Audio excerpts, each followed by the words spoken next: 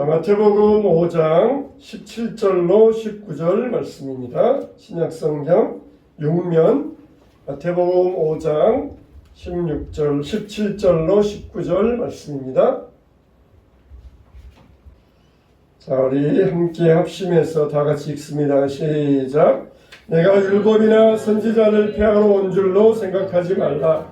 폐하러 온 것이 아니요 완전하게 하려 함이라. 진실로 너희에게 이르노니 천지가 없어지기 전에는 율법의 1.1획도 결코 없어지지 아니하고 다 이루리라. 그러므로 누구든지 이 계명 중에 지극히 작은 것 하나라도 버리고 또 그같이 사람을 가르치는 자는 천국에서 지극히 작다 일컬음을 받을 것이요 누구든지 이를 행하며 가르치는 자는 천국에서 크다 일컬음을 받으리라. 아멘. 우리가 계속해서 산상보훈을 말씀을 나누고 있는데, 자, 너희는 세상의 소금이라, 너희는 세상의 빛이라, 이렇게 우리에게 말씀하신 것을 살펴보았어요. 그래서 우리가 어떻게 세상의 빛이 될 수 있느냐? 두 가지. 하나는 복음을 전함으로써, 또 하나는 선행을 통하여서 세상에 빛이 될 수 있다 그랬어요. 이걸 가리켜서 우리가 개인 구원과 사회 구원이라고 이야기를 합니다. 우리가 정치적으로도 진보파, 보수파가 있잖아요. 좌파, 우파가 있어가지고 진보적인 정치파들이 있고 보수적인 정치파들이 있어요. 그래서 진보적인 정치파들은 나라가 계속해서 발전돼야 된다. 나라가 계속해서 새로워져야 된다. 그걸 힘쓰고 보수적인 것들은 우리 이 전통을 중요시하면서 지금의 것을 잘 보존하자. 그러면서 이렇게 진보와 보수가 나눠지잖아요. 그런 것처럼 이 기독교도 진보파가 있고 보수파가 있어요. 이 진보파들은 이 사회구원을 이루자. 그래서 사회가 개혁돼야 되고 사회의 모순과 사회의 부주가 있으면 그걸 깨뜨려야 된다. 그래가지고 이렇게 진보파가 있고 보수파들은 우리 개인의 구원을 이루어야 된다. 우리 개인의 구원을 이루어서 그 중생한 개인의 사람이 국회에도 들어가고 또 이 법원에도 들어가고 방송국에도 들어가서 그것을 개혁하고 새롭게 만드는 이런 일을 해야 된다. 이게 이제 이 사회구원과 개인구원의 차이예요. 근데 다 이것이 우리가 다 융합이 되어져야 됩니다. 극단적으로 나가면 안 돼요. 극단적으로 나가가지고 극좌파, 극보수파, 극우파 그러면서 이렇게 극단적으로 나가는 것은 이건 잘못됐어요. 이게 다 융합되어가지고 우리가 개인 구원도 이루어야 되고 사회 구원도 이루어야 되고 그래서 개인의 복음 전파도 이루어야 되고 우리의 선행을 통하여서 사람들에게 하늘의 빛을 비추어야 되고 이게 이제 우리 기독교의 모습이에요. 우리는 이걸 잘 융합을 해가지고 정통의 길로 좌우로나 우로나 치우치지 아니하고 중앙의 길로 걸어가라고 말씀해 주셨어요. 우리는 개인의 구원을 이루지만 또 우리가 사회 구원을 이룰 수 있어야 됩니다. 그래서 세상 모든 민족이 구원을 얻기까지 세상 모든 나라가 주의 나라가 되기까지 우리는 세상의 악과 부조리와 싸워야 돼요. 그리고 개인의 어두움과 개인의 불신과 싸워야 됩니다. 선행을 통하여서 세상의 빛이 될 수 있어야 됩니다. 할렐루야. 할렐루야. 근데 예수님께서 이렇게 말씀하시는 것은 사람들이 전에 전혀 들어보지 못했던 말씀이에요. 심령이 가난한 자가 복이 있다. 애통하는 자가 복이 있다. 너희는 세상의 빛이 되어라. 이렇게 전혀 들어보지 못한 그런 말씀이었습니다. 그래서 사람들이 야, 예수님의 교훈은 무언가 이전 것을 다 없애버린 새로운 교훈인 모양이다. 그러면서 사람들이 생각하고 있을 때 아니다. 나의 교훈은 전혀 새로운 것이 아니고 다 구약에서 이미 있었던 것이다. 구약에 있었던 모든 것들을 너희들이 이렇게 새로운 측면으로 보여주는 이런 하나님의 말씀이다. 그걸 우리에게 오늘 말씀하고 있어요. 그래서 내가 율법이나 선지자나 폐하러 온 줄로 아느냐? 폐하러 온 것이 아니라 온전하게 하러 왔노라. 그러면서 너희가 이 율법은 1.1획도 땅에 떨어지지 아니하리라. 그러시면서 예수님이 말씀하신 것이 전혀 새로운 것이 아니고 이미 구약에 나왔던 것을 새롭게 해석하여서 다른 새로운 측면으로 보여주시는 그런 말씀이라는 것을 우리에게 먼저 일깨워주고 있어요. 이제 우리가 오늘 말씀 보면은 첫째, 율법과 선지자라 이렇게 말씀하고 있어요. 우리가 구약을 세 부분으로 나눕니다. 율법과 시편, 시가서와 선지서 이렇게 이야기를 해요. 그래서 창세기, 출애굽기, 레위기, 민수기 이런 말씀이 있고, 그리고 시가서, 시편, 잠언 이런 말씀이 있고, 그리고 역사서, 다니엘, 에레미야, 이 다니엘부터 이 선지서, 다니엘부터 호세아, 요엘, 말라기까지 있어요. 그 가운데 역사서가 빠졌잖아요. 열왕기상, 역대하, 사무엘서가 역사서가 있는데, 우리가 예수님 당시에 크게는 이렇게 세 부분으로 나눠요. 세 부분으로. 역사서는 이제 뒤로 제껴놓고 율법서, 그리고 선지서, 시가서. 근데 예수님은 여기에서도 또 두 가지만 말씀하셔요. 율법과 선지자. 이건 뭐냐? 바로 구약 성경을 이야기합니다. 율법과 선지자, 너희들이 말한 바 율법과 선지자가 있다. 율법과 선지자. 율법이라고 하는 것은 뭡니까? 하나님의 모든 계명을 이야기해요. 하나님께서 이렇게 하라, 하지 말라 하신 모든 계명들, 이 계명들, 우리가 이 작게는 10계명, 10계명이 바로 이 율법의 가장 요약본이잖아요. 그리고 많은 예수님께서, 하나님께서 세워놓으신 여러 가지 의식들, 이게 이제 율법이에요. 율법에도 세 가지가 있습니다. 도덕법, 시민법, 예식법, 세 가지가 있어요. 이 도덕법은 우리가 세상을 살아가는데 윤리적으로 어떻게 살아가야 될 것인가, 그걸 알려주는 것이고, 시민법, 이건 사회 질서적으로 어떻게 사회 질서를 세워가야 될 것인가, 그리고 의식법, 이거는 제사 드릴 때 어떤 절차와 의식을 가지고 이렇게 제사를 드려라. 그렇게 이제 율법이 또 세 가지로 나누어져 있어요. 그래서 예수님께서 율법과 선지자를 폐하러 온 것이 아니라 완전케 하러 왔다, 그렇게 하셨어요. 또 선지서가 있습니다. 다니엘부터 에레미야부터 다니엘까지, 또 호세아부터 말라기까지 대선지자 5개, 소선지자 12개, 이렇게 선지서가 있는데, 이 선지자가 말하는 것은 두 가지. 뭐냐 그러면은 율법을 가리키는 일입니다. 너희들이 왜 이렇게 다른 나라의 침략을 받아가지고 포로로 끌려간 줄 아느냐? 그건 너희가 하나님의 율법을 어겼기 때문이다. 안식일을 지켜 거룩하게 행해야 된다.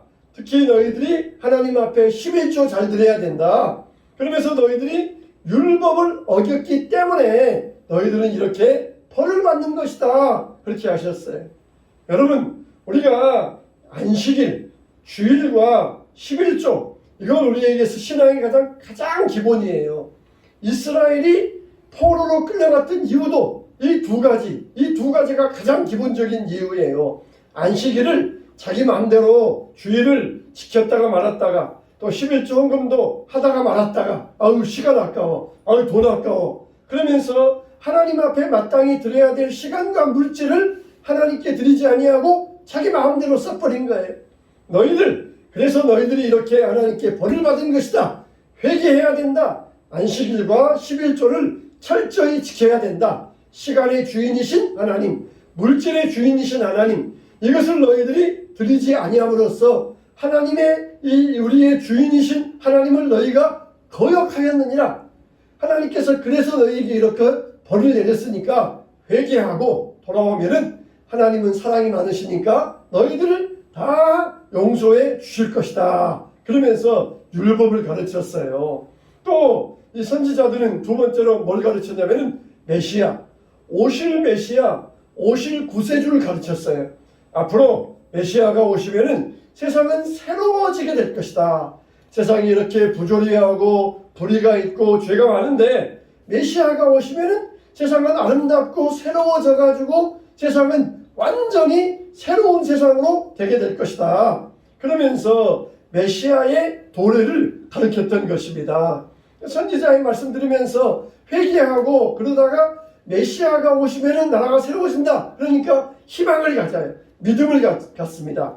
그렇게 해서 율법과 선지자의 하는 일들 이게 있었어요. 율법, 도덕법, 시민법, 의식법. 또 선지자가 하는 일은 율법을 가르쳤고 메시아의 희망을 갖게 했던 것입니다. 우리들도 그래야 돼요. 신앙생활 잘하는 것은 뭡니까? 하나님의 말씀을 열심히 지키는 것이에요. 그리고 희망을 가져야 돼요. 소망을 가져야 돼요. 하나님 나라에 소망을 가져야 됩니다. 그게 신앙생활 잘하는 것입니다. 이렇게 첫째로는 율법과 선지자가 있고 둘째로는 뭐냐? 폐하러 온 것이 아니라 그랬습니다. 폐하러 온 것이 아니다. 뭐하러 온 것이 아니다? 폐하러 온 것이 아니다. 폐하다. 이 말은 파괴하다, 무너뜨리다 이런 뜻이 있어요. 그래서 예수님께서 말씀하시기를 내가 율법을 파괴하고 무너뜨리고 없애기 위해서 온 것이 아니라 온전케 하기 위하여서 율법을 완전하게 하기 위하여서 오셨다. 그렇게 말씀하고 계셔요. 완전한단 말이 무슨 말입니까? 이 율법이 그동안 불완전했는데 이것을 완전하게 한다. 그런 뜻이 아니라 율법이 그동안도 완전했어요. 완전했는데 이것을 완성시키기 위해서 오셨다는 것입니다. 완성시키기 위해서 오셨다는 거예요. 우리가 사람들 보면은 4살짜리 어린아이도 있고 20살 청년도 있고 또 그리고 80살 어르신도 있잖아요. 근데 4살짜리 아이도 사람이고 20살도 사람이고 80살도 사람이고 다 똑같은 사람이에요. 근데 아직 4살짜리 아이들은 어립니다. 아직 세상에 대해서 몰라요. 그래서 4살짜리 아이들은 잘 가르쳐가지고 완전한 사람으로 교육시켜 가야 되는 게 우리 어른들의 사명이에요. 4살짜리라고 해서 너는 사람도 아니야. 너는 불완전한 인간이야. 너는 인간도 아니다. 그러면서 4살짜리 아이들은 인간도 아닌 그런 존재로 치부할 수는 없어요. 4살짜리도 사람이고 20살도 사람이고 80살 사람이고 다 똑같은 사람인 것처럼 율법이 그랬어요. 율법이 모세 때에는 율법이 아직은 완성이 안 된 거예요. 율법이 아직 완성이 안 되다가 예수님이 오셔가지고 율법을 잘 가르쳐 주심으로써 율법을 완전하게 완성시켜 주셨다는 것이에요. 그러니까 모세 당시에도 이 율법을 통하여서 예수님을 만나고 하나님을 만날 수 있었어요. 그리고 예수님께서 오셔서 율법을 완성하여 주심으로써 그 율법을 사람들에게 잘 가르쳐 주셨던 것입니다. 그래서 내가 율법을 폐하러 온 것이 아니다. 율법을 완성하기 위해서 율법을 너희들에게 가르치고 있다. 이렇게 말씀하고 있어요. 그래서 구약에 소나 양이나 염소의 제물을 바치는 것은 이것은 예수님께서 십자가 제물 되실 것을 미리 예표하는 사실이에요. 우리가 연극을 보면은 얇은 커튼이 딱 쳐져 있다가 그 뒤에서 사람이 그림자가 보이잖아요. 그러면은 사람들이 그걸 보면서 예상을 합니다. 야, 이거는 남자가 나올 것이다. 여자가 나올 것이다. 어린아이가 나올 것이다. 어른이 나올 것이다. 그림자의 모습을 보면서 나와요. 그런 것처럼 율법이 그랬어요. 구약의 율법은 그림자입니다. 커튼이 쳐져 있고 뒤에서 그림자가 비쳤어요. 그런데 그 그림자도 본체를 반영하는 그림자이니까 그 그림자도 완전한 그림자입니다.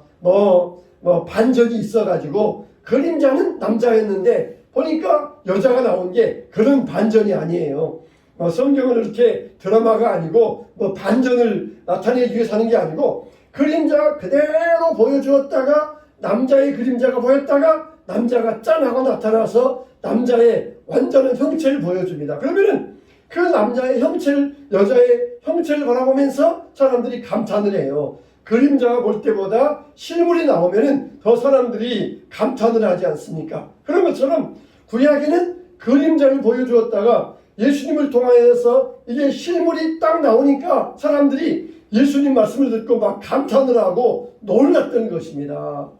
이게 구약의 율법은 신약의 예표다, 그림자다, 그렇게 우리에게 가르쳐주고 있는 것입니다. 그렇지만 구약의 예표도 완전해요.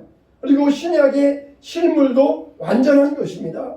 예수님께서 오셔서 내가 율법과 선지자를 폐하러 온 것이 아니요 완전케 하려 함이니라.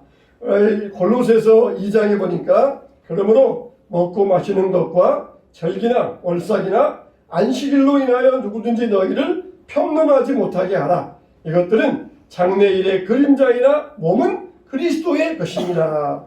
또 로마서 3장 13절에 그런즉 우리가 믿음으로 말미암아 율법을 폐하느냐? 그럴 수 없느니라. 도리어 율법을 굳게 세우느니라. 또 로마서 8장 3절로 4절에 율법이 육신이 연약하여 할 수 없는 그것을 하나님은 하시다니 곧 죄로 인하여 자기 아들을 죄 있는 육신의 모양으로 보내어 육신의 죄를 정하사 육신을 쫓지 않고 그 영을 쫓아 행하는 우리에게 율법의 요구를 이루어지게 하려 하심이니라. 여러분, 그림자가 컵을 집을 수 있습니까? 그림자가 마이크를 잡을 수 있습니까? 없어요. 구약은 그와 같아요. 구약은 그림자였기 때문에 아직은 완전히 이게 완성이 덜 됐어요. 그러나 실체이신 예수님이 딱 오시니까 마이크를 딱 잡는 거예요. 딱 이렇게 컵을 잡는 거예요. 구약의 힘만 가지고는 우리를, 구약의 율법만 가지고는, 율법의 그 내용만 가지고는 우리가 완전한 구원을 이룰 수가 없어요. 그런데 그 안에 계시는 예수님을 통하여 우리가 구원받는데, 예수님이 딱 오시자 이제는 유대인들만 구원받는 것이 아니라 세계 모든 민족에게로 이 구원의 역사가 퍼져갔던 것이에요. 구약에는 예루살렘 성전에 올라와서 제사를 드려야만 죄가 용서받는다. 그렇게 율법이 지정하고 있어요. 그게 그림자예요. 그림자.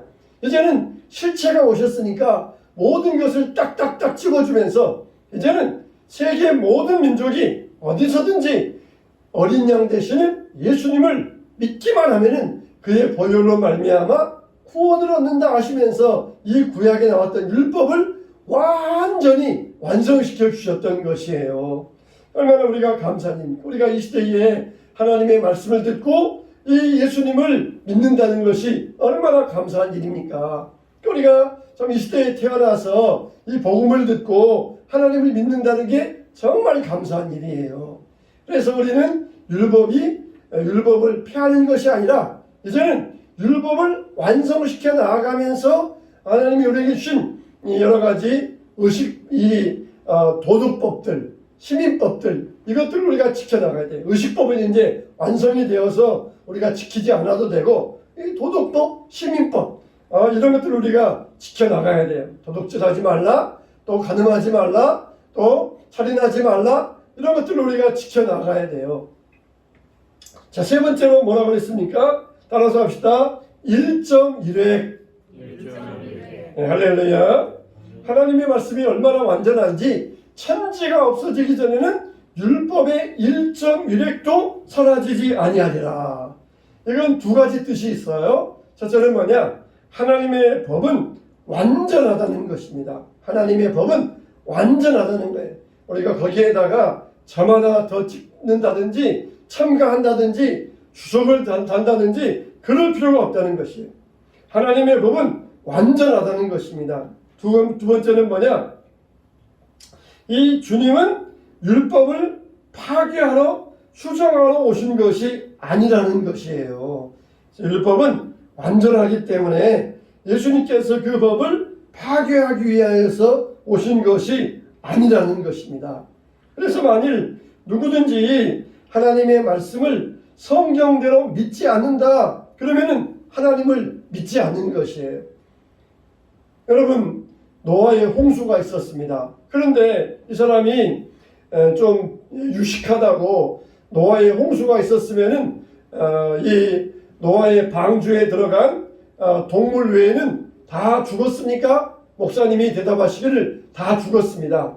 그러면은 비가 오면은 어떻습니까? 비가 오면은 온 지구에 다 물이 덮었으면은 이 짠물과 민물이 다 섞여버렸을 거 아니에요. 비가 내려서 이제 바닷물과 강물이 경계가 없이 짠물과 민물이 다 섞여버렸을 터인데, 그러면은 그때 민물고기는 어떻게 살았을까요? 참 이게 그 사람에게는 굉장히 의문점이었던 모양이에요. 참 여러분, 그런 사람들은 아직도 믿음에 대해서 알지 못하는 것입니다. 믿음에 대해서 알지 못해요. 하나님께서 이 바다의 고기들은 방주에 안 들어갔으니까 다 이 바다의 고기들이 있고 민물들이 있고 그러잖아요. 근데 여러분 보세요. 우리가 약간만 봐도 보면은 이게 민물이 넘어오는데 이게 어떤 경우에 보면은 짠물과 민물이 섞이지 않는 경우가 있어요. 짠물과 민물이. 그래서 희한하게도 보면은 바다에도 경계가 딱 보입니다. 이게 파란 바다와 좀 녹색의 바다가 경계가 있어가지고 두 물이 잘 안 섞이는 그런 물이 있어요.